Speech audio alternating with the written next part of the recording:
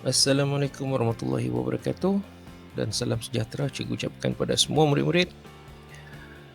Bertemu kita lagi dalam sesi pembelajaran Bahasa Melayu tahun 5. Di sini Cikgu Roy. Cikgu doakan agar murid-murid sentiasa berada dalam keadaan sihat walafiat dan ceria, tidak kira di mana berada sekalipun, dan semoga bersedia untuk sesi pembelajaran hari ini. Tajuk kita pada hari ini adalah mudahnya ibu berniaga. Murid-murid boleh merujuk buku teks muka surat 174 untuk melihat petikan ini. Petikan yang terlibat, kita masih berada dalam tema ke-8, ekonomi, keusahawanan dan pengurusan kewangan, dan masih dalam unit ke-23 iaitu usahawan berwawasan. Standard kandungan dan standard pembelajaran hari ini. Hari ini kita fokus pada standard kandungan 2.1 asas membaca dan memahami. Manakala standard pembelajaran kita yang perlu dicapai adalah pada 2.1.2 membaca dan merujuk kamus serta media elektronik untuk mencari makna perkataan dan meneliti ejaan yang tepat mengikut susunan perkataan. Dan untuk kriteria kejayaan, apa yang perlu dicapai oleh murid-murid pada hari ini adalah yang pertama, mencari makna perkataan menggunakan kamus elektronik. Kita pernah menjalankan aktiviti ini suatu ketika dahulu, kita buat ulang kaji pada hari ini. Dan yang kedua, untuk melengkapkan ayat dengan perkataan yang sesuai. Bila murid-murid dah faham maksud ayat perkataan-perkataan tersebut, kita akan aplikasikan dalam aktiviti yang kedua. Bila dah bersedia, untuk memudahkan sesi pembelajaran hari ini, aktiviti kita terbahagi kepada 4. Yang pertama, seperti biasa, membaca dan memahami petikan.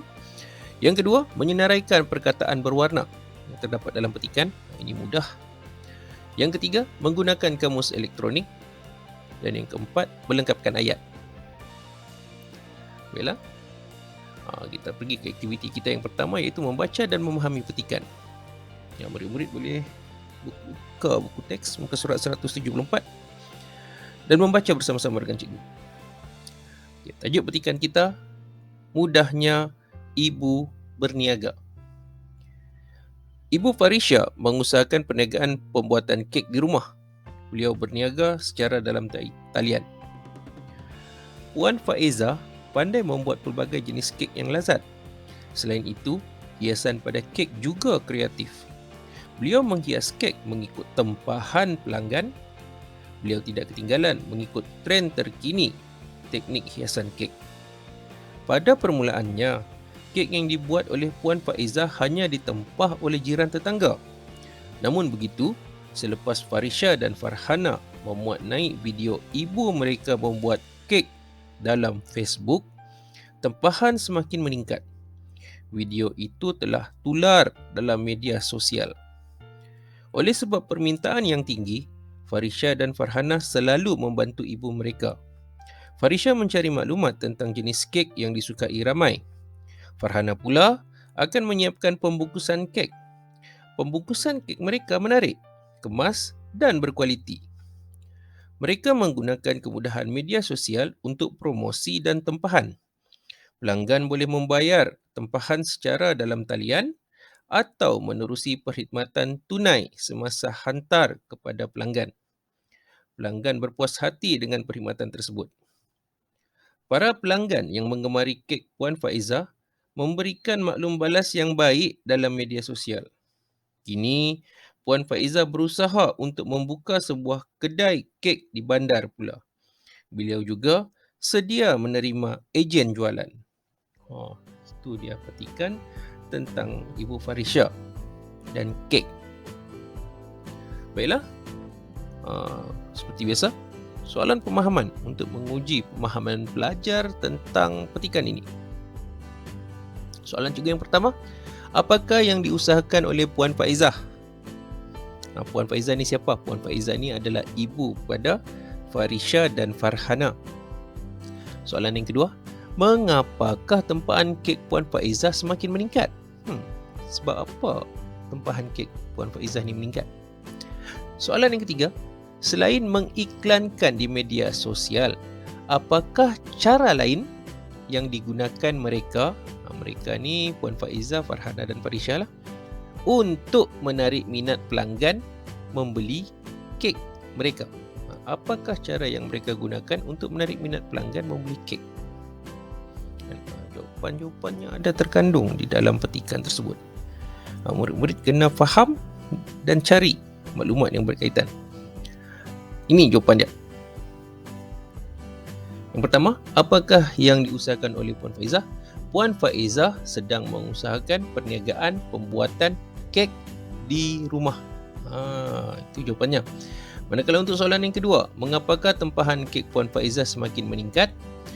Tempahan kek Puan Faiza semakin meningkat kerana Farisha dan Farhana mengiklankannya di media sosial. Bila diiklankan di media sosial, ramai orang tahu, ramai yang berminat, ramai yang menempah. Sebab tu tempahan kek Puan Faiza semakin meningkat. Kemudian untuk soalan yang ketiga, selain mengiklankan di media sosial, apakah cara lain yang digunakan mereka untuk menarik minat pelanggan membeli kek mereka? Selain iklan tadi, apa yang mereka lakukan? Okey, jawapannya selain iklan di media sosial, mereka juga menambah, yang pertama, menambah jenis kek yang disukai ramai. Jenis kek yang disukai ramai, jadi ramai orang minat, ramai orang beli. Kemudian menyediakan bungkusan yang menarik. Bungkusan menarik, orang beli, daripada bungkusan pun dah menarik perhatian. Dan yang ketiga, serta mempelbagaikan cara pembayaran kek bagi menarik minat pelanggan. Ini penting sebab ada pelanggan dia suka bayar dahulu sebelum semasa tempah, ada pelanggan yang suka bayar selepas dapat kek, ataupun dalam istilah yang biasa digunakan sekarang adalah cash on delivery. Itu dalam bahasa Inggeris lah, ataupun dalam bahasa Melayu ada dinyatakan di dalam situ, bayar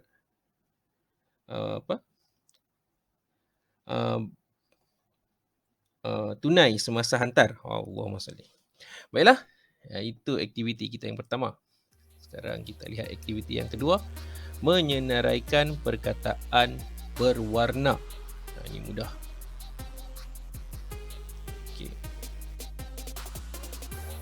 Okey. Jadi kita lihat pada petikan tersebut. Okey. Ikut perenggan yang pertama, Ibu Farisha bahagian penerangan tiada. Kemudian kita masuk ke perenggan yang pertama. Puan Faiza pandai membuat pelbagai jenis kek yang lazat. Di situ ada 2 perkataan warna biru. Kalau murid-murid boleh lihat, iaitu tempahan dan trend. Kemudian di perenggan yang kedua, yang diwarnakan biru, jiran. Dan perkataan yang keempat adalah meningkat.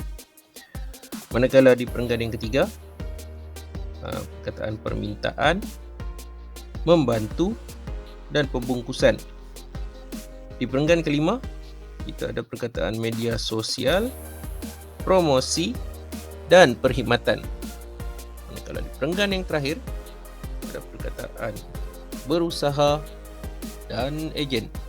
Jadi secara umumnya ada 12 perkataan, iaitu tempahan, trend, jiran, meningkat, permintaan, membantu, pembungkusan, media sosial, promosi, perkhidmatan, berusaha dan ejen. Jadi murid-murid kena susun perkataan mengikut abjad untuk memudahkan murid-murid membuat carian nanti. Ingat tak macam mana kita nak susun mengikut abjad? Perkataan apakah yang pertama? Perkataan pertama berusaha, perkataan terakhir adalah trend. Jadi ada 12 perkataan. Kalau murid-murid dapat temui, senaraikan ke semua perkataan ini terlebih dahulu di dalam buku untuk memudahkan kita menjalankan aktiviti yang seterusnya. Baiklah, aktiviti kita yang seterusnya adalah menggunakan kamus elektronik. Kita cuba ulang kaji balik. Kita pernah lakukan aktiviti ini sebelumnya. Apa yang perlu dilakukan? Yang pertama sekali, murid-murid perlu untuk melayari laman web yang mempunyai aplikasi kamus elektronik untuk mencari maksud perkataan-perkataan berwarna yang terkandung dalam petikan tersebut. Dan perkataan berwarna yang mana yang kita cari dalam aktiviti yang kedua. Di sini cikgu sertakan ada 3 laman web. Yang pertama, laman web yang cikgu yakin akan kesahihannya adalah laman web yang diurus oleh Dewan Bahasa dan Pustaka. Dan yang kedua adalah laman web www.mykamus.my Dan yang ketiga adalah laman web e-kamus juga oleh Dewan Bahasa dan Pustaka.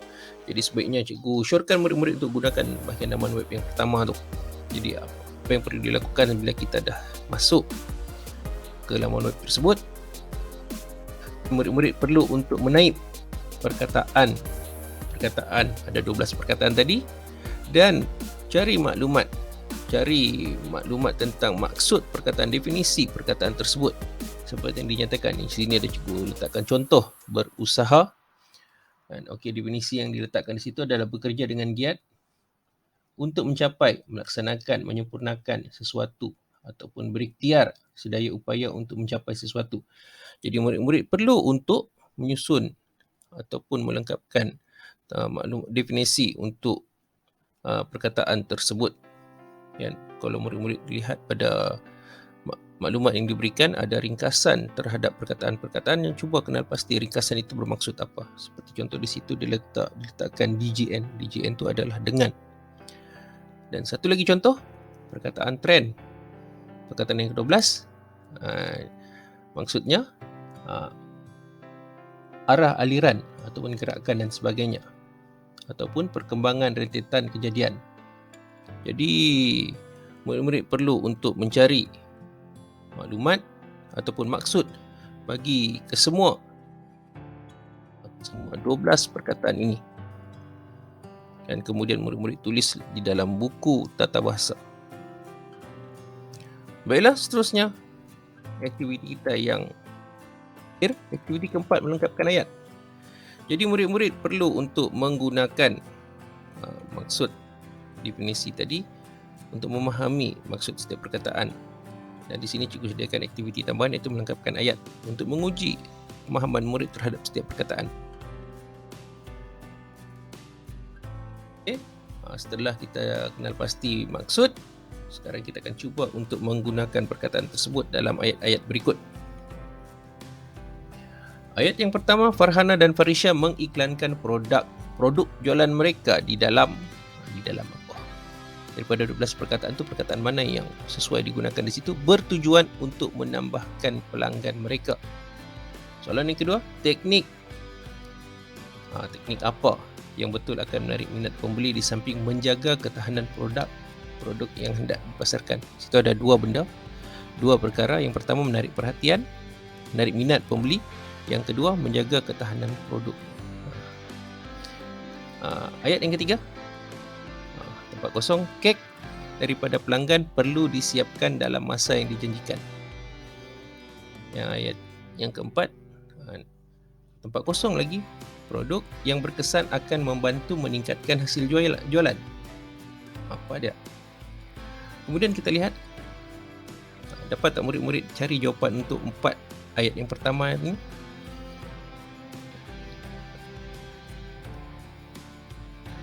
Ini jawapannya. Farhana dan Farisha mengiklankan produk jualan mereka dalam media sosial.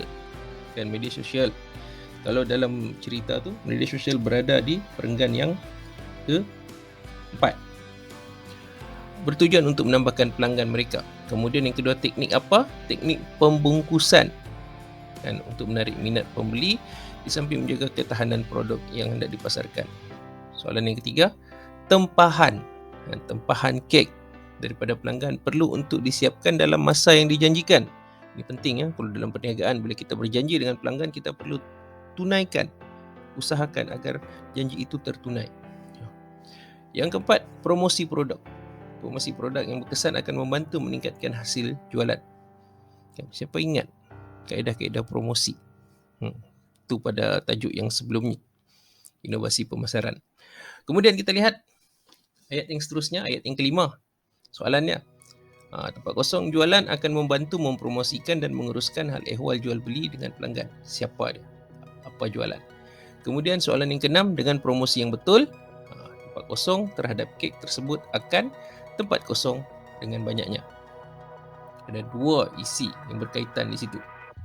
Kemudian ayat yang ketujuh, bagi menjamin kepuasan pelanggan, tempat kosong yang ditawarkan haruslah memenuhi piawai yang ditetapkan. Apa dia? Dan bagi menjamin kepuasan pelanggan. Kemudian ayat yang terakhir, ayat ke-8, pelanggan akan lebih tertarik dengan Terkini hiasan kek. Ini ada dalam petikan. Boleh tak murid-murid cari jawapan untuk 4 ayat yang terakhir ini? Kita lihat. Yang kelima, ejen jualan. Bagi murid-murid yang dah cari maksud perkataan ejen tadi, dia tahu ejen jualan akan membantu mempromosikan dan menguruskan hal ehwal jual beli dengan pelanggan. Kemudian ayat ke-6 tadi, dengan promosi yang betul, permintaan terhadap kek tersebut akan meningkat dengan banyaknya. Dengan promosi. Promosi tadi apa maksud dia? Kemudian ayat yang ke-7, jawapan bagi ayat yang ke-7, bagi menjamin kepuasan pelanggan, perkhidmatan yang ditawarkan haruslah memenuhi piawai yang ditetapkan, standard yang ditetapkan. Kemudian ayat yang terakhir, pelanggan akan lebih tertarik dengan trend terkini hiasan kek. Okay, dengan itu maka tamatlah sesi pembelajaran kita pada hari ini. Cikgu ucapkan terima kasih atas masa yang diluangkan dan semoga apa yang dipelajari hari ini akan memberikan manfaat pada murid-murid sekalian. Dan sebelum cikgu mengundur diri, ada sedikit kata-kata untuk kita kongsikan bersama.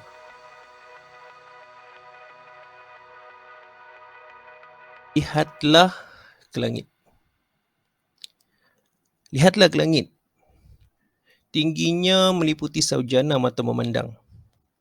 Lebarnya mendepati semesta alam terbentang. Jauh dari jangkauan, jauh tidak terbilang. Lihatlah ke langit. Dada biru bercorak awan putih. Layar buat mergas tua terbang tidak memilih. Jadi taman permainan. Lupakan hati merintih. Lihatlah ke langit.